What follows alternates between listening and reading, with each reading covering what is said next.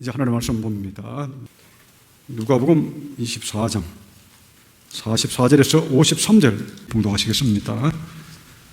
또 이르시되 내가 너희와 함께 있을 때에 너희에게 말한 바 곧 모세의 율법과 선지자의 글과 시편의 나를 가리켜 기록된 모든 것이 이루어져야 하리라 한 말이 이것이라 하시고, 이에 저희 마음을 열어 성경을 깨닫게 하시고, 또 이르시되 이같이 그리스도가 고난을 받고 제3일에 죽은 자 가운데서 살아날 것과 또 그의 이름으로 죄 사함을 얻게 하는 회개가 예루살렘으로부터 시작하여 모든 족속에게 전파될 것이 기록되었으니, 너희는 이 모든 일의 증인이라.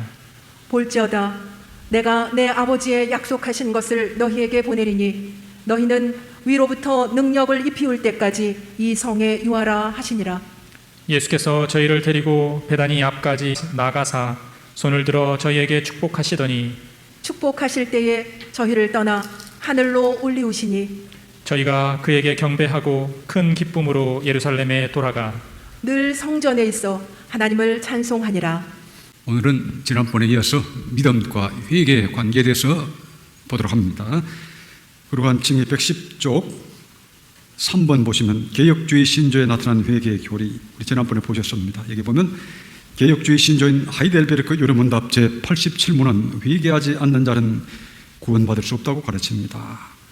그 다음에 111쪽을 보시면 웨스트민스터 신앙고백은 구원에 이르는 믿음뿐만 아니라 생명에 이르는 회개가 있어야 죄사함을 받는다고 하였습니다. 그랬죠. 두 가지 다가 있어야 우리가 하나님 앞에 제대로 구원을 받는다. 이걸 지난번에 보셨습니다. 오늘은 112쪽 4번 112쪽 4번부터 이제 보도록 하겠습니다. 4. 칭의 얻는 믿음과 복음적 회개의 관계에 대한 신앙 선진들의 가르침. 청교도와 개혁주의 신학자들은 참된 믿음에는 복음적 회개가 항상 수반되며 회개 없이는 죄사함이 없다고 다음과 같이 가르쳤습니다. 1. 웨스트민스터 회의에서 소요리 문답을 작성한 청교도 목사 토머스 왓슨은 회개의 교리라는 그의 책 첫 문장을 다음과 같이 시작합니다. 이 세상에서 성도에게 절대적으로 필요한 두 가지 큰 은혜는 믿음과 회개입니다. 이 둘은 성도가 하늘나라로 날아가는 데 필요한 두 날개입니다. 믿음과 회개는 열과 수분이 우리의 육신을 보존함과 같이 영적 생명을 보존합니다. 여기 토머스 왓슨 유명한 청교도입니다. 웨스트민스터 회의에서 소요리 문답을 작성한 유명한 분입니다. 여기 보면 믿음과 회개 이 둘은 성도가 하늘나라로 날아가는 데 필요한 두 날개입니다. 이 청교도들은 이걸 쉽고 분명하게 가르쳤습니다. 오늘날은 이 쉽고 분명한 교리를 잘 모르는 교인들이 굉장히 많습니다. 자, 그 다음 내용을 봅니다.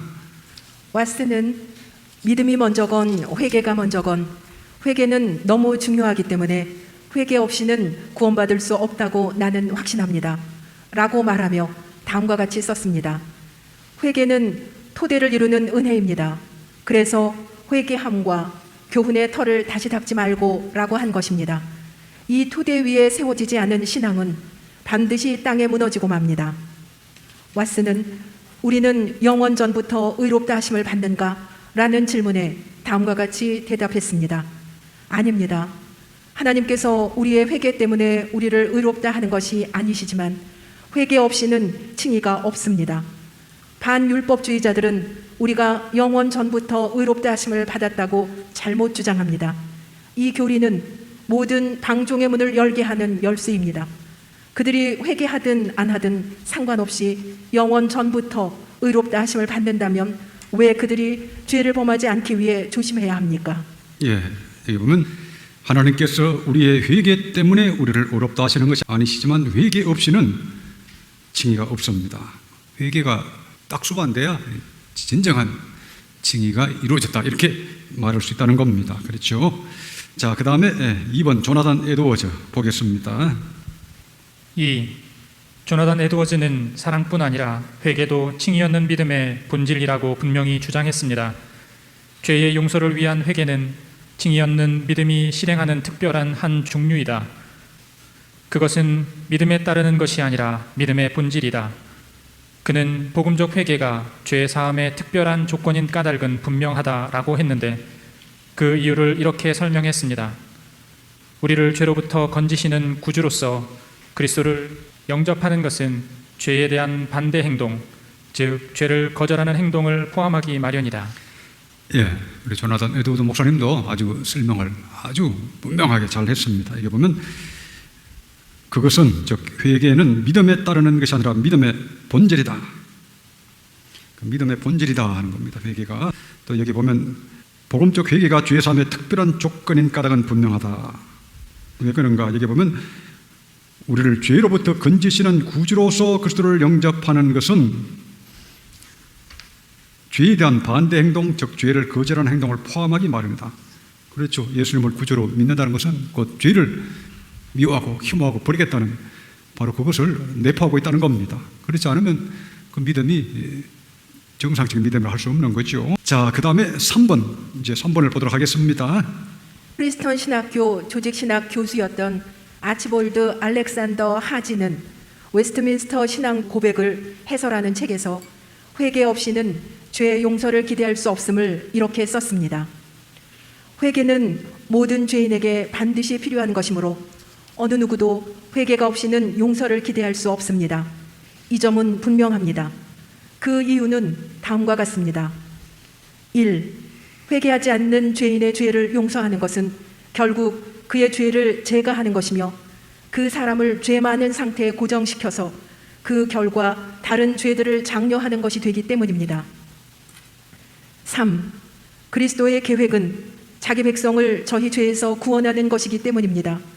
그리스도께서는 용서함으로 저들을 저희 죄책에서 해방시키고 회개를 통하여 그들을 죄의 권세에서 깨끗하게 하십니다. 이스라엘에게 회개함과 죄 사함을 주시려고 그를 오른손으로 높이사. 4. 믿음과 같이 회개는 은혜인 동시에 의무이며 사역자들은 용서를 위한 필수적 요소로서 회개를 가르치도록 명령받고 있습니다. 예, 여기 보면 믿음과 같이 회개는 은혜인 동시에 의무이며 사역자들은 용서를 위한 필수적 요소로서 회개를 가르치도록 명령받고 있습니다. 그렇죠. 믿음을 가르쳐야 되겠지만 또 믿음과 동시에 또 회개도 가르쳐야 된다는 겁니다. 여기 누가복음 24장 45절 48절까지 읽어주세요. 이에 저희 마음을 열어 성경을 깨닫게 하시고 또 이르시되 이같이 그리스도가 고난을 받고 제3일에 죽은 자 가운데서 살아날 것과 또 그의 이름으로 죄 사함을 얻게 하는 회개가 예루살렘으로부터 시작하여 모든 족속에게 전파될 것이 기록되었으니 너희는 이 모든 일의 증인이라. 예, 여기 보면 또 그의 이름으로 죄 사함을 얻게 하는 회개가 예루살렘으로부터 시작하여 모든 족속에게 전파될 것이 기록됐으니 그의 이름이 뭡니까? 예수님의 이름이죠. 예수님의 이름으로 죄 사함을 얻게 하는 회개가 모든 족속에게 전파될 것이 기록되었다. 그러니까 이 죄 사함을 얻게 하는 회개가 있어야, 진정한 회개가 있어야 이 죄 사함을 얻게 된다는 겁니다. 그렇죠. 우리가 믿음만 말할 게 아니라 성경에는 그 믿음과 거의 비슷한 분량으로 회개를 말씀하셨어요. 성경에 우리 지난번에 보신 것처럼 하나님 말씀은 다 지켜 행하라 그랬습니다. 좌로나 우로나 치지 말고 다 지켜 행하라 하셨는데 회개도 매우 강조하셨다는 걸 알아야 됩니다. 자, 그 다음에 찰스 스펄전 보도록 합니다. 4. 찰스 스펄전 역시 회개하지 않는 자에게 죄의 용서가 주어질 수 없다는 것을 강하게 가르쳤습니다. 죄 사함을 위해서는 회개가 있어야 합니다. 조금만 생각해 보아도 그렇다는 사실을 알 수 있습니다. 회개하지 않는 죄인에게 죄의 용서가 주어질 수 있다는 것은 있을 수 없는 일입니다. 만일 그렇다면 오히려 죄의 길을 조장시키는 것이요 악에 대하여 아무것도 가르치지 않는 것입니다. 만일 주님께서 너는 죄를 사랑하고 죄 가운데 살고 있고 점점 더 악해지고 있구나. 그러나 아무래도 상관없다. 나는 너를 용서한다 라고 말씀하신다면 이것은 불법에 대해 무서운 면허장을 주는 일일 것입니다. 예, 찰스 스펄전 아주 설교에 왕자답게 아주 잘 설교하셨습니다. 이게 보면 회개하자는 죄인에게 죄의 용서가 주어질 수 있다는 것은 있을 수 없는 일입니다. 만일 그렇다면 오히려 죄의 길을 조장시키는 것이요 악에 대하여 아무것도 가르치지 않는 것입니다. 오늘날은 회개 없는 그냥 구원을 많이 가르치잖아요. 철저한 회개의 필요성을 강조하시는데 오늘 시간이 되면 한번 찾아보려고 합니다. 자, 그 다음에 5번. 자, 회개를 가르쳐야 반율법주의를 펴할 수 있습니다. 존 웨슬리는 청교도 리처드 백스터의 칭의에 대한 글을 발췌하여 리처드 백스터의 칭의에 대한 경구 발췌라는 제목으로 출간했습니다. 웨슬리는 백스터의 칭의에 관한 이 글을 발견한 후 매우 기뻐했습니다. 웨슬리는 그 책이 당대에 퍼지고 있던 독소인 반율법주의를 대항하는 힘 있는 해독제가 되기를 바란다고 서문에 썼습니다. 백스터는 그 책에서 회개가 죄사함의 조건이라고 다음과 같이 썼습니다. 예, 웨슬리는 그 책이 당대에 퍼지고 있던 독소인 반율법주의를 대항하는 힘 있는 해독제가 되기를 바란다고 서문에 썼습니다. 그렇죠. 반율법주의, 그 당시에도 많았고 지금은 더 많습니다. 종말이 되어서 회개는 필요도 없고 변화된 삶도 필요 없고 그냥 믿는다고 하면 끝이다. 이게 반율법주의. 오늘날 지금 거의 대부분의 현대교회 교회인들이 그렇게 생각하고 살아가고 있습니다. 그래서 존 웨슬리는 리처드 백스터의 이 글을 아주 참 높이 평가를 했습니다. 자, 백스터가 어떻게 가르쳤는지, 자, 그 내용을 이제 보도록 합니다. 단순한 믿음의 행동이 새 언약에 의한 구원의 유일한 조건이 아닙니다. 몇 가지 다른 의무들이 함께 그 조건을 형성합니다. 1. 믿음과 마찬가지로 회개하라는 조건 위에 죄사함과 구원이 약속되어 있다는 것은 다음 성경 구절들을 통해 부인할 수 없이 확인됩니다. 2. 죄사함을 위한 기도와 다른 사람을 용서하는 것이 죄사함의 조건들이라는 것은 명백합니다. 백스터는 어떤 의미에서 오직 믿음이 의롭다 하심을 얻게 하는가? 라는 질문에 그것은 믿음이 새 언약의 조건에 다른 모든 부분들을 포함하기 때문이다 라고 대답했습니다. 회개는 죄사함을 위한 필수입니다. 그러나 오늘날은 수많은 사람들이 회개 없는 신앙생활을 합니다. 당신은 철저한 회개를 통하여 죄사함을 받았습니까? 어린 양의 피로 씻은 흰옷을 입고 있습니까? 예, 이번 백스터는 어떤 의미에서 오직 믿음이 의롭다 하심을 얻게 하는가라는 질문에 그것은 믿음이 새 언약의 조건의 다른 부분들을 포함하기 때문이다라고 대답했습니다. 이게 청교도들이 이렇게 잘 설명을 했습니다. 믿음은 단독으로 있는 게 아니라 다른 은혜들을 함께 갖고 있다. 그 안에 회개도 있고 사랑도 있고 다 있다는 겁니다. 이게 청교도들이 가르친 믿음의 성질이요, 어떻게 오직 믿음으로 의롭다 받는다 하는 것에 대한 그 설명입니다. 우리가 믿음으로 의롭다 받지만 그 믿음 안에는 모든 하나님의 다른 은혜들이 함께 역사한다고 하는 거죠. 자, 여기 백스터가 말한 내용 1번을 한번 다시 보시면 믿음과 마찬가지로 회개라는 조건 위에 죄사함과 구원이 약속되어 있다는 것은 다음 성경 구절들을 통해 부인할 수 없이 확인됩니다. 그렇죠. 이 성경을 한쪽만 보는 사람은 믿음으로 그냥 구원 받네, 믿음으로 의롭다움 받네, 그리고 성경 덮어버리고 회개도 안 하고 자기 마음대로 살고, 그게 반율법주의입니다. 그러나 성경에 보면 여기 중요한 구절만 이렇게 찾아봅니다. 사도행전 2장 38절을 보겠습니다. 같이 한번 읽어보세요. 시작. 베드로가 가로되 너희가 회개하여 각각 예수 그리스도의 이름으로 세례를 받고 죄 사함을 얻으라. 그리하면 성령을 선물로 받으리니. 너희가 회개하여 각각 예수 그리스도의 이름으로 세례를 받고 죄 사함을 얻으라. 회개하고 세례를 받고 이렇게 할 때 죄 사함을 주신다는 거죠. 그러니까 회개가 죄 사함의 조건이라고 하는 거죠. 성경 쉽습니다. 조직 신학이라고 하는 것은 성경에 흩어져 있는 말씀을 이렇게 조직적으로 체계하는 게 조직 신학인데, 이걸 잘 하려면 어떻게 보면 말씀에 대한 순종하는 마음도 있고 해야 이게 됩니다. 제대로 순종하는 마음이 없으면 아예 말씀에 관심 없이 믿음에 의한 칭의도 모르겠다, 또 회개하여 죄사함 받는 것도 모르겠다, 조직 신학이 되지 않죠. 참된 신실한 성도들은 모두 다 조직 신학자가 되어야 됩니다. 될 수밖에 없어요. 우리에게 하나님께서 이성을 주셨기 때문에 이걸 정리하지 않고는 힘듭니다. 아예 생각을 안 하고 살아가는 사람들이야 정리를 안 해도 되겠지만, 우리 하나님께서는 우리의 이성적 사고 이런 걸 주셔가지고 이 사고를 정리하고 살게 하셨어요.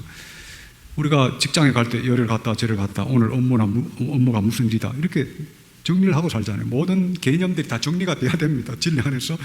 조직신학은 하나님의 진리를 정리를 잘하는 거예요. 그래서 최고의 조직신학자들이 여러분 다 되시는 게 하나님 기뻐하시는 거 아니겠습니까? 자, 그 다음에 사도행전 3장 19절을 여러분 같이 한번 읽어보시죠. 시작. 그러므로 너희가 회개하고 돌이켜 너희 죄 없이 함을 받으라. 이같이 하면 유쾌하게 되는 날이 주 앞으로부터 이를 것이요. 예, 여기다 보면 베드로 사도가 지금 설교한 내용입니다. 그러므로 너희가 회개하고 돌이켜 너희 죄 없이 함을 받으라. 이같이 하면 유쾌하게 되는 날이 주 앞으로부터 이를 것이요. 성령을 주신다는 말이죠. 그러니까 회개하고 돌이켜 너희 죄 없이 함을 받으라. 믿어 의롭다 하심을 주신다는 복음도 사도들이 전했지만 또 회개하고 돌이켜 너희 죄 없이 함을 받으라. 회개하고 돌이킬 때 죄사함이 주어진다는 거죠. 죄사함. 회개도 않고 돌이키지도 않았는데 죄사함 받았다 하면 그건 이제 어떻게 보면 초등학교 수준이죠. 그러나 오늘날 보면 참된 칭의하는 믿음과 복음적 회개를 조화를 못 시키는 거죠. 그래서 회개도 않고 돌이키지도 않았는데 칭의 얻었다고 그냥 돌아다니는 사람 많잖아요. 그 반율법주의의 미혹에 빠진 자들입니다. 회개가 뭡니까? 과거에 내가 하나님 밖에서 육신의 정욕, 안목의 정욕, 이생의 자랑을 추구하고 나를 위해서 이기적으로 살았지만 이제는 예수님의 십자가의 복음을 알고 믿고 그 옛 생활을 회개하고 영원히 떠나는 겁니다. 버리는 겁니다. 죄악된 삶을 이기적으로 살던 삶, 땅에 속한 삶을 살던 그 과거의 모든 것을 회개하고 죄악 중의 삶을 회개하고 육신의 정욕과 안목의 정욕과 이생의 자랑을 이 땅의 것을 추구하며 살았던 모든 것을 회개하고 돌이키고 영원히 떠나는 것. 그러니까 고백만 한다고 그게 회개가 된 게 아니에요. 고백은 1차적인 것이고 그걸 영원히 떠나서 다시는 그 가운데 살지 않는 게 이게 진정한 회개입니다. 이럴 때 돌이켜 너희 죄 없음을 받으라. 돌이켜야 죄 없음을 받는데 여전히 옛날의 삶의 방식과 모습을 그대로 지닌 채로 너는 뭐 구원받았냐 하면 그건 말이 안 되는 거죠. 그래서 우리 거룩한 칭의가 이 내용이 쉽고도 또 사람들 잘 안 지킵니다. 매우 쉬운데 잘 안 지켜요. 참 그러니까 한번 우리가 이렇게 차분하게 볼 필요가 있습니다. 자, 사도행전 8장 마술사 시몬에게 사도 베드로가 한 말입니다. 자, 21절 20절 같이 한번 읽어보죠. 하나님 앞에서 내 마음이 바르지 못하니 이 도에는 내가 관계도 없고 분깃될 것도 없느니라. 그러므로 너의 이 악함을 회개하고 주께 기도하라. 혹 마음에 품은 것을 사하여 주시리라. 네, 너의 이 악함을 회개하고 마음에 악했던 그 모습을 회개하고 기도하라는 거죠. 하나님 옳지 못한 마음을 가졌던 것을 회개라. 그러면 사하여 주신다. 회개도 하지 않고 그냥 뻣뻣하게 있으면 그 죄사함 됩니까? 안 되는 거죠. 중요한 것만 몇 개 또 뽑아서 봅니다. 사도행전 26장 19절 20절을 같이 읽어보죠. 아그리빠 왕이여, 그러므로 하늘에서 보이신 것을 내가 거스리지 아니하고 먼저 다메섹에와 또 예루살렘에 있는 사람과 유대 온 땅과 이방인에게까지 회개하고 하나님께로 돌아가서 회개에 합당한 일을 행하라 선전하므로. 예, 사도 바울의 말씀이죠. 여기 보면 먼저 다메섹에와 또 예루살렘에 있는 사람과 유대 온 땅과 이방인에게까지 회개하고 하나님께로 돌아가서 회개에 합당한 일을 행하라 선전하므로. 사도 바울은 이렇게 설교했다는 거죠. 주로 회개하라. 회개를 사도들이 아주 매우 강조했습니다. 하나님께로 돌아가서 그 다음에 어떻게 하라고요?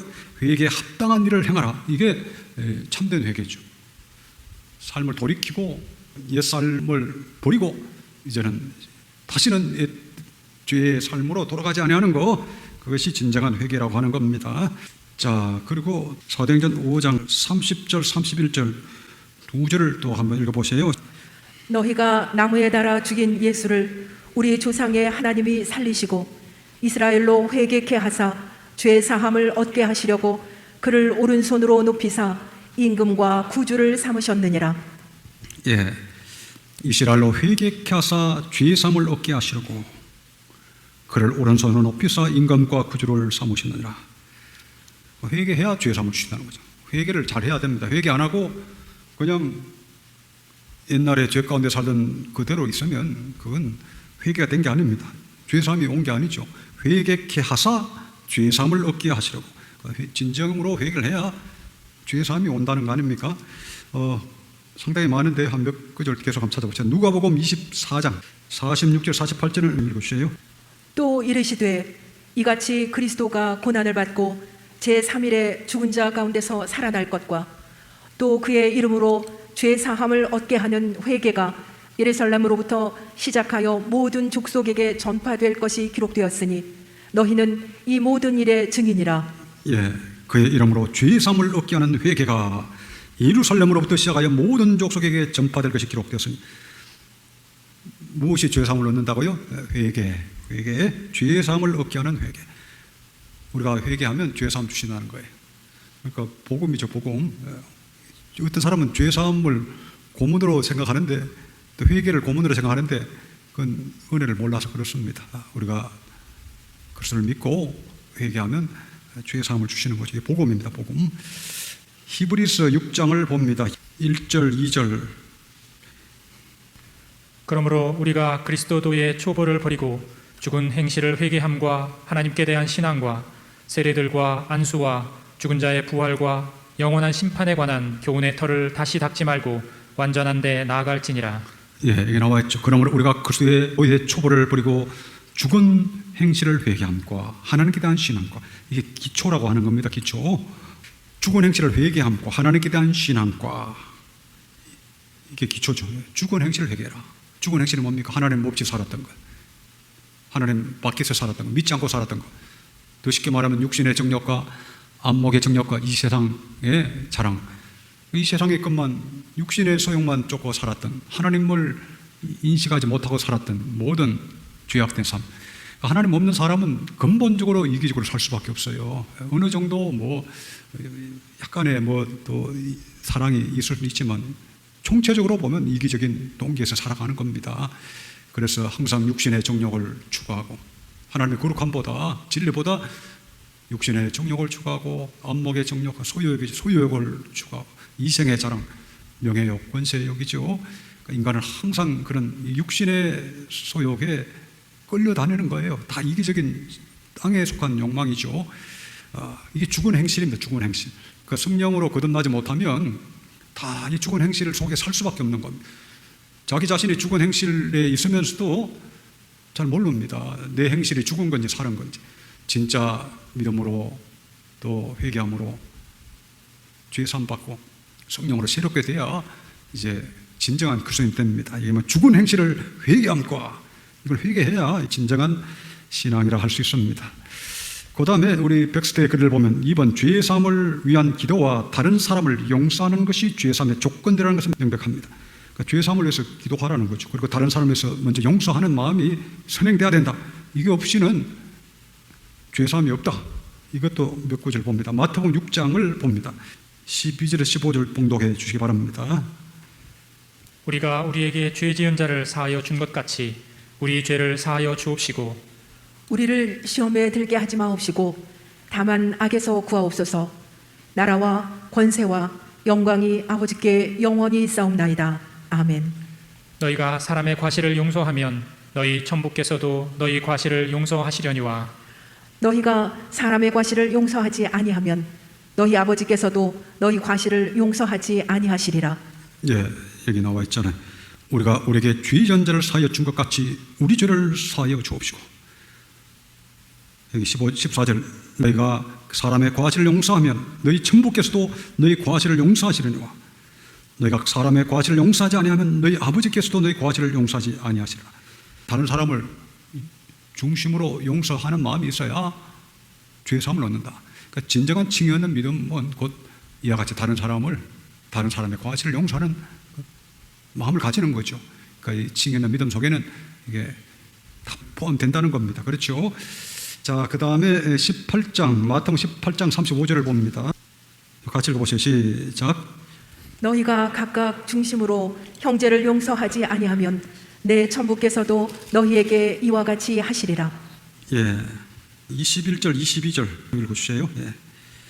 그때에 베드로가 나와 가로되 주여 형제가 내게 죄를 범하면 몇 번이나 용서하여 주리이까 7번까지 하오리이까 예수께서 가라사대 내게 이르노니 7번뿐 아니라 70번씩 7번이라도 할지니라. 예. 그러면 형제가 너에게 죄를 범하면 몇 번이나 용서하여 주리까. 그러니까 모든 사람의 과실을 용서해야 되겠지만 특별히 그리스도 안에 형제를 용서하라는 말씀입니다. 35절을 보시면 너희가 각각 중심으로 형제를 용서하지 아니하면 내 천부께서도 너에게 이와 같이 하시리라.